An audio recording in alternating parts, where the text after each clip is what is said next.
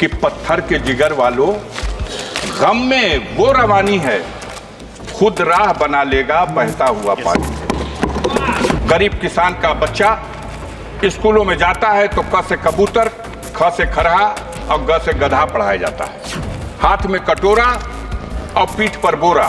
कमजोर की आहों को, मजलूम की आहों को कमजोर समझ लेना अब जालिम हुकूमत के जाने की निशानी कि देवता मेरे आंगन में उतरेंगे कब, जिंदगी भर यही सोचता रह गया। और मेरे बच्चों ने उस चांद को छू लिया, जिंदगी भर जिसे पूछता रह गया। गांव में बच्चों की वो बात जो अब तक सरकार को किसी ने नहीं बताई। अफजाल ने कोर्ट से राहत मिलते ही सदन में धमाकेदार एंट्री मारते ही ऐसी बात सुनाई। इंडिया के पक्ष में बन गया माहौल। पत्थर के जिगर वालों को अफजाल ने टकराने की दे दी चुनौती। खुद को बहता हुआ पानी बताकर मोदी योगी पर बहुत तरीके से खरी खोटी सुना दी।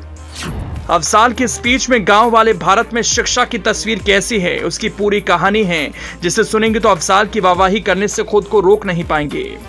कि पत्थर के जिगर वालों, गम में वो रवानी है, खुद राह बना लेगा बहता हुआ पानी। जब दिल के अंदर दर्द हो, दर्द का महीना लंबा चला हो, तो अंदर एक अलग ही तरह की जंग चल रही होती है।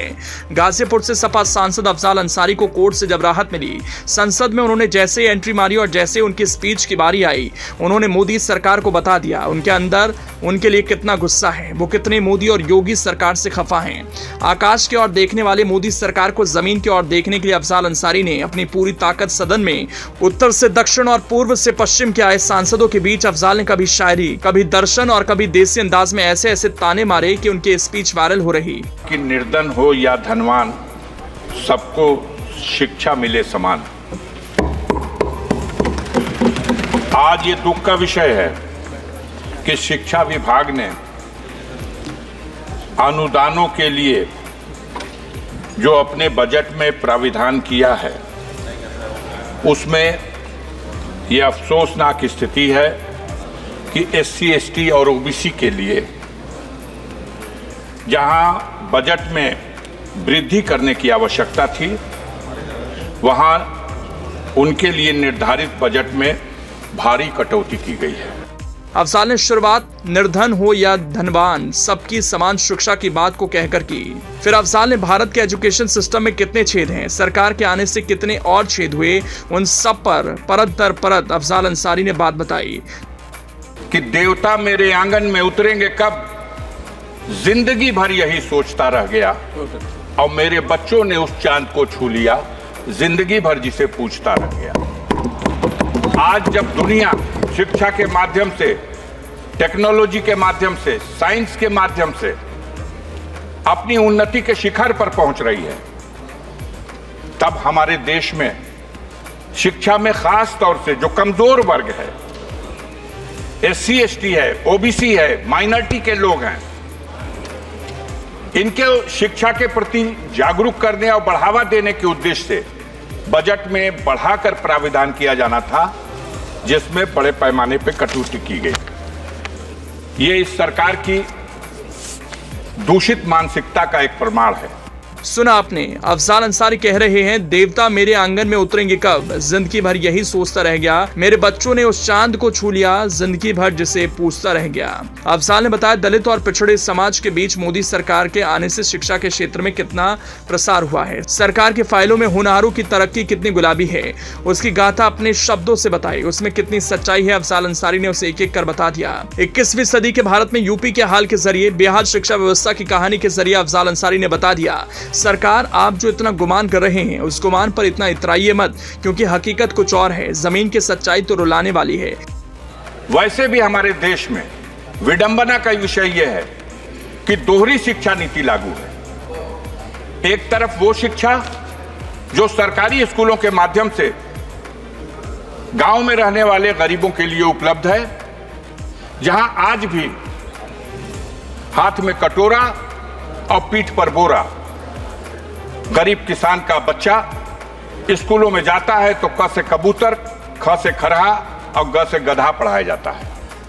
और दूसरी तरफ modern school, private school, Montessori school इन स्कूलों में जो अंग्रेजी माध्यम से और आधुनिक ढंग से जो शिक्षा दी जाती है, दोनों रास्तों से जो शिक्षा प्राप्त करके बच्चे हमारे ऊपर जाते हैं, तो जब किसी पद के कंपटीशन में दोनों को हिस्सा लेना होता है, तो जो क से कबूतर, ख से खरा, ग से गधा पढ़ के गया है और जो क से कंप्यूटर पढ़ के गया है, वहां जब मुकाबला होता है तो जरूर जो आधुनिक शिक्षा से लैस उस विद्यालयों से पढ़ के आने वाले छात्र हैं वो कामयाब होते हैं।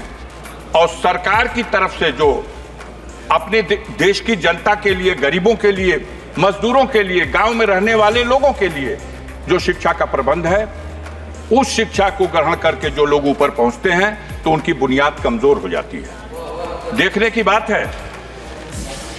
बात है कि ऐसी स्थिति में सबसे जरूरी था कि हम दोहरी शिक्षा नीति को कैसे समाप्त करें, कैसे संतुलन बनाएं। जो प्राइवेट स्कूलों की शिक्षा है वो इतनी महंगी है कि एक गरीब आदमी तो अफोर्ड कर ही नहीं सकता, एक मध्यम वर्ग का आदमी भी उनके बच्चों को 2 में, 3 में, 4 में, 5 में पढ़ने के लिए 2,000 रुपया महीना, 5,000 रुपया महीना, 4,000 रुपया महीना, और बड़ी ऊंची शिक्षा ग्रहण करने के लिए तो कोई साधारण किसान, कोई गरीब, कोई गांव का आदमी अगर अपनी हैसियत को भी बेच दे तो वो अपने बच्चों को डॉक्टर नहीं बना सकता, अपने बच्चों को उस तरह की शिक्षा नहीं दे सकता जो उसके लिए एक सपना है। प्राइवेट और सरकारी स्कूलों की शिक्षा व्यवस्था का कंपैरिजन कर अफजाल ने मोदी सरकार को अपने शब्दों में पानी पिला पिला कर कोसा। अफजाल कह रहे हैं SC, ST, OBC और अल्पसंख्यकों की शिक्षा के लिए बजट में बढ़ाकर प्रावधान किया जाना चाहिए था, लेकिन इसमें बड़े पैमाने पर कटौती की गई। ये दूषित मानसिकता का प्रमाण है। अफजाल ने दोहरी शिक्षा प्रणाली लागू होने की बात कही और जोड़ा कि एक तरफ वो शिक्षा है जो सरकारी स्कूलों के माध्यम से गाँव में रहने वाले गरीबों के लिए लागू है, जहाँ आज भी हाथ में कटोरा और पीठ पर बोर लेकर गरीब का बच्चा स्कूल में जाता है, तो का से कबूतर, खा से खड़ा और जी से गधा पढ़ाया जाता है। और जब इन्हीं छात्रों का मुकाबला प्राइवेट स्कूलों के छात्रों से आज होता है तो हाल बेहाल हो जाता है।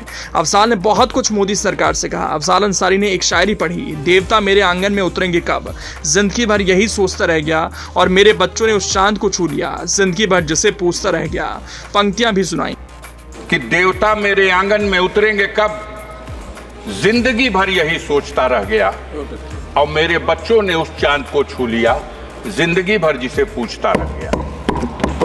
आज जब दुनिया शिक्षा के माध्यम से, टेक्नोलॉजी के माध्यम से, साइंस के माध्यम से अपनी उन्नति के शिखर पर पहुंच रही है, तब हमारे देश में शिक्षा में खास तौर से जो कमजोर वर्ग है, SC, ST है, OBC है, माइनॉरिटी के लोग हैं, इनके शिक्षा के प्रति जागरूक करने और बढ़ावा देने के उद्देश्य से बजट में बढ़ाकर प्राविधान किया जाना था, जिसमें बड़े पैमाने पर कटौती की गई कि पत्थर के जिगर वालों, गम में वो रवानी है, खुद राह बना लेगा बहता हुआ पानी।